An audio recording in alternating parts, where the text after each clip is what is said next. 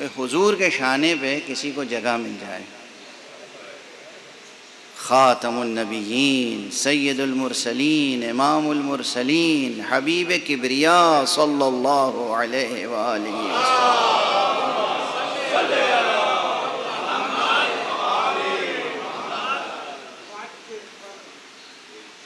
اب یہ جو کچھ میں عرض کر رہا ہوں یہ ان کے لیے اہمیت رکھتی ہیں باتیں کہ جو واقعاً ان کلمات کی حرمت سمجھتے ہیں۔ نبی، نبوت، ختم نبوت، رسول، رسالت، امام المرسلین، یہ ترکیبیں، یہ الفاظ، اس کی معنویت جو سمجھتے ہیں ان کے لیے تو بہت کچھ ہے، اور جو حضور کو اپنا جیسا سمجھتے ہیں ان کے لیے کچھ بھی نہیں ہے۔ یہاں پر میں ایک جملہ عرض کروں، دنیا میں جتنی چیزیں ہیں، اس کائنات میں جتنی چیزیں ہیں، سب میں آپ ملاحظہ فرمائیں گے کہ ان میں ادنا درجے سے لے کے اعلیٰ درجے تک انواع و اقسام ہیں، اتنی قسمیں ہیں کہ آپ شمار نہیں کر سکتے۔ جمادات میں دیکھ لیں،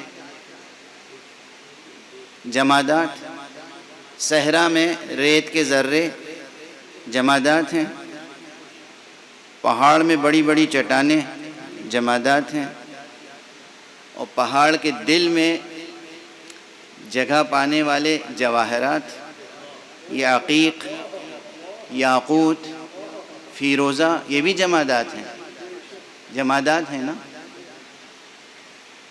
صرف جمادات میں ہونے کی بنا پر دنیا کا کوئی انسان یہ نہیں کہہ سکتا کہ ریت کا ذرہ یاقوت اور فیروزے کے برابر ہے۔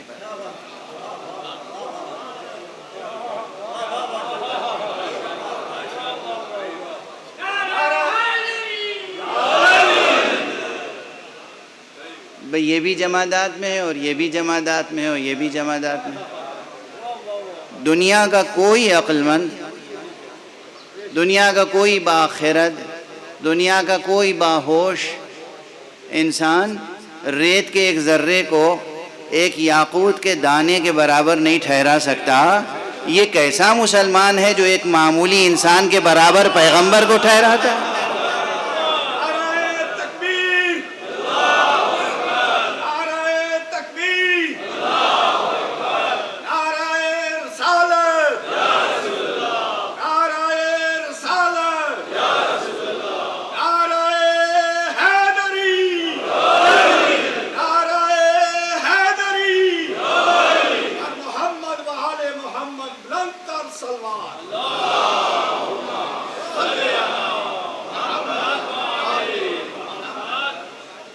ہر شے میں اسی طرح مراتب ہیں۔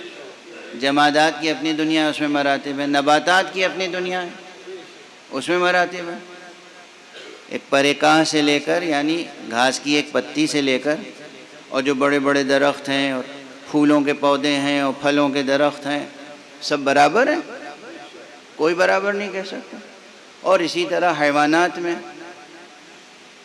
وہ جو یونی سیلولر جاندار ہیں ان سے لے کر، اور پھر شیر اور ہاتھی اور دنیا بھر کے حیوانات ہیں، سب برابر ہیں حیوان ہونے کی حیثیت سے۔ اور جتنا تنوع، اب ایک جملہ عرض کر رہا ہوں، حقیقت یہ ہے کہ جتنا تنوع جمادات کے عالم میں ہے، جتنا تنوع نباتات کے عالم میں ہے، جتنا تنوع حیوانات کے عالم میں ہے، اس سے کہیں زیادہ تنوع انسان کے عالم میں ہے،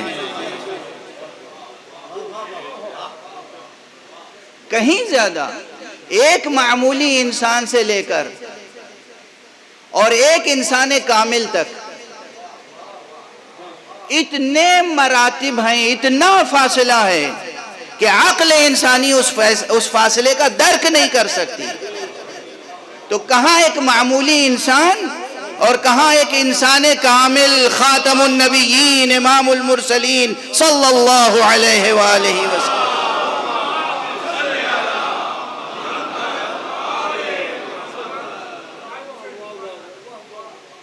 معقول امر نہیں ہے، معقول امر نہیں ہے۔ اچھا آپ اپنی روزمرہ کی زندگی میں تو یہ دیکھتے ہیں کہ صاحب فلاں صاحب، ارے بھائی وہ بہت بڑے فلسفی ہیں، ان سے اس بات کی توقع نہیں ہے. ارے بھائی وہ بہت بڑے ہوشمند سیاستداں ہیں، ان سے اس بات کی توقع نہیں ہے. ارے بھائی وہ فلاں صاحب وہ بہت بااخلاق انسان ہیں، ان سے اس بات کی توقع نہیں ہے.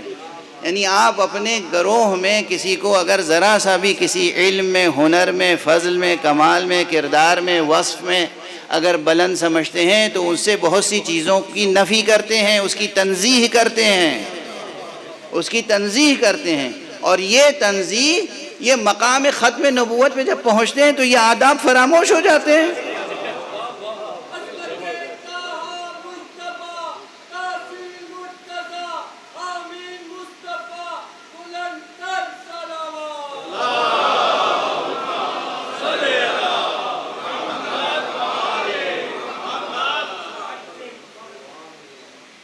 اور کتنی بحثیں ہیں، کتنی بحثیں ہیں اس سلسلے میں، اور زور اس بات پر ہے کہ وہ بشر تھے، یعنی ہمارے جیسے تھے. بے شک وہ بشر تھے بنص قرآن، مگر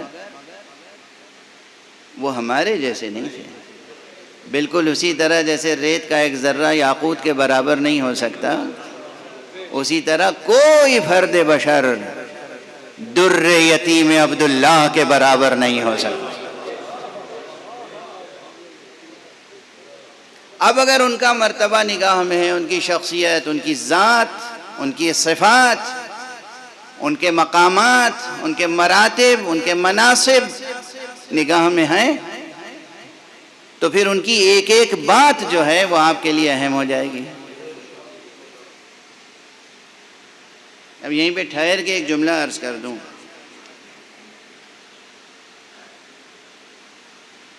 ابھی ماہ ذی الحجہ گزرا ہے، اور اس ماہ ذی الحجہ میں 18 ذی الحجہ ہم عید غدیر مناتے ہیں. بہت سے مسلمان مناتے ہیں اور بہت سے حضرات نہیں مناتے. انہیں اشکال ہے، ایراد ہے، اعتراض ہے، بات سمجھ میں نہیں آتی. ایک تو یہ بات کہی جاتی ہے کہ اسے عید کیوں کہتے ہیں، اور پھر روزہ بھی رکھتے ہیں. عید میں تو روزہ حرام ہے. دیکھیے فقہ کی اور شریعت کی کیا سمجھ ہے، کیا شعور ہے، کیا علم ہے، کس طرح کے اعتراضات ہوتے ہیں. ارے بھائی وہ 2 عیدیں خاص ہیں جن میں شریعت نے روزہ رکھنا حرام قرار دیا ہے، ورنہ خود رسول پاک کا اعلان ہے کہ مسلمانوں کے لیے ہر جمعہ روز عید ہے، مگر ہر جمعے کو روزہ رکھنا حرام نہیں ہے.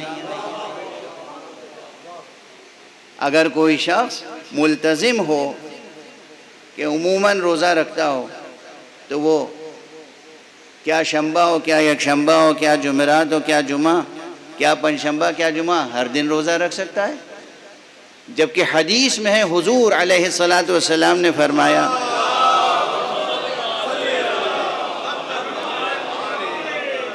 کہ یوم جمعہ جو مسلمانوں کے لیے عید ہے. تو یہ ہر 8ویں روز جو عید آتی ہے، اسے رسول نے اس کے لیے لفظ عید استعمال کیا، مگر اس میں روزہ رکھنا جائز ہے.